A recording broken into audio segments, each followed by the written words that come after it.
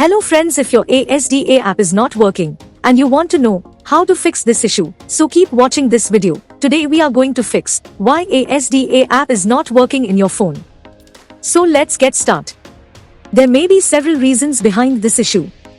Today, we are going to provide you all solution for iPhone users. Solution 1. Check your internet connection. Make sure your internet connection is fully working and you are getting good internet speed. Because sometimes due to internet issue, apps not working properly. If you still facing same issue, then try solution 2. Update your app. Make sure you are running latest version of your ASDA app. Open up App Store on your device and then tap on this search icon in the bottom right corner. Then search for the app. And if you see this update button right next to the app name, simply tap on it to make sure you are running the latest version of the app. If you still facing same issue, then try solution 3. Then you need to clear app cache. For this, go to your device settings and then scroll down to find general and tap on it. Then tap on iPhone storage. From here, search for the app and then tap on it.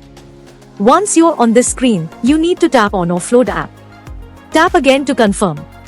It'll take a bit for processing and then a reinstall button will show up. Simply tap on it to reinstall the app. This should fix the issue. If you still facing same issue, then try solution 4. Now you need to completely reinstall the app.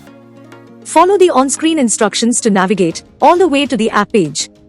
Once you're on this screen, tap on delete app to uninstall the app from your device. Once uninstalled, open up App Store and then search for the app here. And then click on this get button to install it back on your device. If you still facing same issue, then try solution 5. Restart your phone.